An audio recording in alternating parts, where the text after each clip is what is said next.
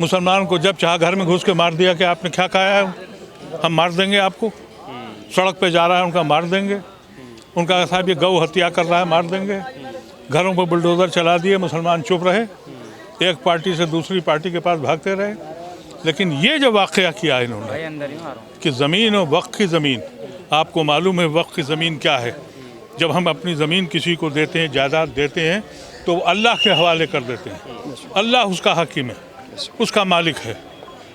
उसके ऊपर जब आप कब्ज़ा करेंगे तो जाहिर है आज पूरे हिंदुस्तान का मुसलमान, और मुझे मालूम है पूरी दुनिया से मुझसे बात हो रही है, पूरी दुनिया में हैरत है कि हिंदुस्तान एक ऐसा मुल्क बन गया है जहां जिसका तस्वुर ही किसी ने नहीं किया था। पर ये कहा जाता ना कि वक्फ के जो लोग रहे हैं, जिनकी निगरानी में वक्फ संपत्ति रही है, उन्होंने घपलेबाजी घोटाले किए, उनको जेल भेजो, उनको जेल भेजो, उनको सजाएं दो। हम तो कह रहे हैं 2013 में जो अमेंडमेंट किया था, मैं उसका मेंबर था, हमने तो यही कहा था कि इनको सजा दो। आपने जिन लोगों ने बेईमानी की है उनको पकड़ो, ये तो हमने 2013 में अमेंडमेंट करके कहा था। जो नाजायज़ काम कर रहे हैं उनको पकड़ लो, उसकी मजबूती की थी, उस पर अमल नहीं किया इस हुकूमत ने। ये डर गई कि अगर सच में वक्त के ऊपर सही काम होगा तो ये कौम भीख देने वाली हो जाएगी, भीख मांगने वाली नहीं रहेगी। और इसी डर से उनके जहन में ये है कि ये कौम अब दलित पड़ गया है तो इन पंडितों के जूते कौन उठाएगा, इन बच्चों के पैर कौन दबाएगा। उनको लिए तैयार थे, इसीलिए अलीगढ़ पे हमला किया, इसीलिए मदरसों पे हमला किया, और इसीलिए औकाफ की ज़मीन पे हमला कर रहे हैं। और अभी एक बयान बहुत ज़्यादा वायरल हो रहा है अदीब साहब, आज की राजनीति में बटोगे तो कटोगे, एक रहोगे तो नेक रहोगे। सीएम योगी ने भी कहा, फिर प्रधानमंत्री ने कहा कि एक रहोगे तो सेफ रहोगे। कैसे देखते हैं इन तरह के बयानों को? उनकी हुकूमत ही इसी बात पे चल रही। उन्होंने 10 साल से क्या किया है? 10 साल से सिर्फ यही किया है ना कि मियाँ को ठीक करना है। एक नौजवानों के दिलों में ये बात डाल दी है, वो कहते ही हैं कि हिंदुस्तान के सारे मसाइल मुसलमानों की वजह से हैं। तो जो आदमी का ये नियत हो, अब एनिमी प्रॉपर्टी, जो लोग पाकिस्तान चले गए, उनके भाई बच्चे यहाँ रह गए, उनकी जायदादें भी छीन ली जो भाई यहाँ रह गए थे। अब अगर इनके अक्ल होती तो कहते कि हम यहाँ कॉलेज बनाएंगे। ये आज का जो प्रोग्राम है ये वक्फ तरमीमी बिल से मुताल्लिक़ है, जो हुकूमत 2024 में बिल लेकर आई है। देखो, सबसे पहली बात तो मीडिया के अंदर एक अफवाह उड़ाई जा रही है, मेरे साथी भी खड़े हैं, बताया ये जा रहा है कि रेलवे और आर्मी के बाद सबसे बड़ी वक्फ की प्रॉपर्टी जो है वो जो है वक्फ बोर्ड के पास है। तो तुम्हारे पेट में दर्द क्यों है भाई? वक्फ बोर्ड की जो प्रॉपर्टी है वो आपने ख़रीद के दी है। भाई, हम किसी मस्जिद की ज़मीन को ख़रीदते हैं तो हम उसको ख़रीदने के बाद में हम उसको वक्फ कराते हैं। हुकूमत की तरफ से तो हमें नहीं दी जाती, ये किसी नेता की तरफ से नहीं दी जाती। प्रॉपर्टी हमारी, सब चीज़ हमारी, तो कानून आप क्यों बना रहे भाई उसके लिए? और आप क्यों बता रहे? तमिलनाडु के अंदर देखें और राज्यों के अंदर देखें, जितनी संपत्ति हमारी वक्फ बोर्ड की है उससे 3 गुना दोगुनी जो संपत्ति है वो 3 राज्यों की मिलाकर और बोर्डों की है। तो मुस्लिम बोर्ड से आप ये कह रहे हैं ना बहुत सारे लोग कि हम देश हमारा, संपत्ति हमारी, हम भी तो इसी देश में हैं, सरकार के हवाले कर दो, अपने हिसाब से चलाएंगे। नहीं, सरकार के हवाले क्यों करें? सरकार ने हमें दी है भाई, संपत्ति हमारी है तो हम सरकार के हवाले क्यों करें? ये संपत्ति खरीदी हमने। मैं आपसे सवाल करता हूँ, घोटालेबाजी होती है? कोई घोटाला नहीं होता। अगर जो है एक जगह खराबी है तो क्या आप सबको जो है उसके अंदर दायरे में ले लेंगे एक के चक्कर में? अगर एक जगह खराबी है, ऐसा नहीं है।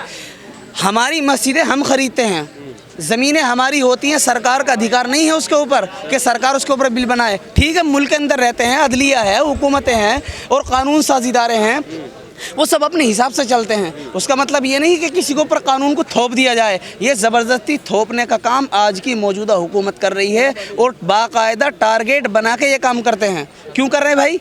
हम इस मुल्क के बाशिंदे नहीं है, कुर्बानी नहीं दी हमने, मुल्क हमारा नहीं है। क्या चीज़ ऐसी है? मुल्क तो जाना ही हमारे नाम से जाना जाता है। सोने की चिड़िया, सोने का गहवारा जो दुनिया के अंदर जाना जाता है वो तो हमारी वजह से जाना जाता है। फिर हम क्यों जाना जाता है? वो इसीलिए जाना जाता है क्योंकि आप कहीं भी जाएं देखने के लिए, हुकूमत जब विदेश से लोग आते हैं तो कहाँ जाते हैं? लाल किले जाते हैं, ताजमहल जाते हैं, कुतुब मीनार जाते हैं, दिल्ली की जामा मस्जिद जाते हैं और बहुत सारी ऐसी जगहें हैं जहाँ जो है विदेशी पर्यटक आते हैं और घूम कर जाते हैं। लेकिन आरोप लगता है जितना भी चेयरमैन बनते हैं उनको बड़े गंभीर आरोप है। देखो, अगर किसी के अंदर जमीनें बेच ली उन्होंने, नहीं, अगर खराबी उनके, तो अगर ज़मीनें बेची तो वो हुकूमत की बेची है। मैं आपसे सवाल कर रहा हूँ, अगर ज़मीनें बेची है उन्होंने तो हुकूमत की नहीं है, वो तो हमारी ज़मीन है, वो हमारा मसला है। इंशाल्लाह उसके अंदर भी सुधार, हमारे बड़े जो मुस्लिम पर्सनल लॉ बोर्ड है वो सुधार की कोशिश कर रहे हैं और करेंगे आगे जाके। जो खराबियाँ हैं, देखो खराबियाँ हर किसी के अंदर होती हैं, एक खराबी की वजह से सब कुछ जो है एक तराजू के पलड़े में नहीं तोला जाएगा। तो इतने सालों से ये खराबी बनी हुई क्यों है? मुसलमानों को उत्थान के लिए इतनी बड़ी प्रॉपर्टी दी गई है, उसका कोई फायदा मिला है मुसलमानों को? बताइए आप। आज भी भीख मांग रहे हैं मुसलमान तो। भीख कौन नहीं मांग रहा, खाली मुसलमान ही भीख मांग रहे। ये भीख मांगने का काम जो है सरकारों ने किया है, बच्चों को तालीम याफ्ता नहीं बनाया बल्कि भीख मांगने वाला बना दिया, बेरोजगारी बना दिया। क्यों बनाया भाई? तालीम, आज सरकारी स्कूलों का आंकड़ा उठा कर देख ले क्या हालत है, कुत्ते जो है स्कूलों के अंदर फिरे। बताओ तालीम याफ्ता। वक्फ की संपत्ति से मुसलमानों को क्या फायदा हुआ सीधे तौर पर? मुसलमानों को खास भाई फ़ायदा होता है, क्यों नहीं होता है ये बताइए आप, क्यों नहीं होता? बताइए आप। भाई हमारा मदरसा है तो ज़मीन हमने खरीदी है, तो हुकूमत का क्या इख्तियार है कि वो जो कानून बनाएंगे? बताओ आप। सुचारू रूप से चलाने के लिए नया अंदाज देने देखो के लिए हमें हमारे जो क्या करेगा? हमारे बड़ों ने, हमारे मुस्लिम पर्सनल लॉ बोर्ड ने इस कानून को जो है मुखालिफत की है। हम अपने बड़ों की सरपरस्ती में काम करते हैं, हम इस बिल्कुल रिजेक्ट करते हैं और करेंगे इंशाल्लाह। बस इंशाल्लाह। जो समर्थन करते हैं वो बेवकूफ़ हैं, वो समझ नहीं पा रहे हैं कानून को। इससे एक कम्युनिटी का नुकसान होगा, ये उस बात को सोचने की, समझने की ज़रूरत है। मौलाना समर्थन में भाई अगर अच्छा हुकूमतों के अंदर जो है वो आप ये नहीं देखते कि जो भी हुकूमत या कोई राजा होते हैं उसके अंदर उनके जो है हुकूमत के नुमाइंदे होते हैं, वो किसी भी लिबास में हो सकते हैं, मौलाना के लिबास में भी हो सकते हैं, ये नहीं हो सकते। वो समर्थन कर रहे होंगे लेकिन हम नहीं करते। तालकटोरा स्टेडियम के बाहर इस वक्त हम मौजूद हैं। अभी वक्फ बिल के विरोध में एक बड़ी जमात यहाँ पर आई हुई थी मुसलमानों की और विरोध जताया जा रहा था। कुछ शख्स हमारे साथ हैं, इनसे हम बात करते हैं। क्या कहना चाहते हैं सर? आज जो है इतनी बड़ी तादाद में मुस्लिम यहाँ पर इकट्ठा हुए और बिल का विरोध करने के लिए उतरे। ये एक बहुत ही इम्पोर्टेंट मसला है और बहुत हमारे मुस्लिम समाज आज इससे पूरा मुस्लिम समाज जो ये सेंट्रल गवर्नमेंट वक्फ अमेंडमेंट बिल 2024 को लाने की तैयारी कर रही है, आज इस सिलसिले में काफ़ी बड़ी तादाद में तालकटोरा इंडोर स्टेडियम में यहाँ लोग जमा हुए और अपना एहतजाज किया, एहतजाजी सभा यहाँ की, जिसमें यहाँ मुस्लिम पर्सनल लॉ बोर्ड के जो अहम ज़िम्मेदार हैं वो लोग आए और एक जो ऑर्गेनाइजेशन है मेरठ से युवा समिति, उन लोगों का भी मैं शुक्रिया अदा करता हूँ कि उन लोगों ने इतना बड़ा आयोजन, एक सफल आयोजन किया। क्योंकि ये वक्फ अमेंडमेंट बिल ये केवल एक बिल नहीं है, इसका ताल्लुक़ मुस्लिम समाज के एक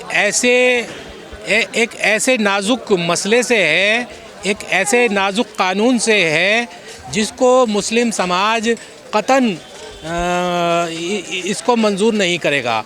और इसका ताल्लुक़ वक्फ प्रॉपर्टी, क्योंकि वक्फ प्रॉपर्टी वो प्रॉपर्टियाँ होती हैं जो एक तरीक़े से अल्लाह ताला के नाम वक्फ कर दी जाती है, यानी उसको दान कर दिया जाता है।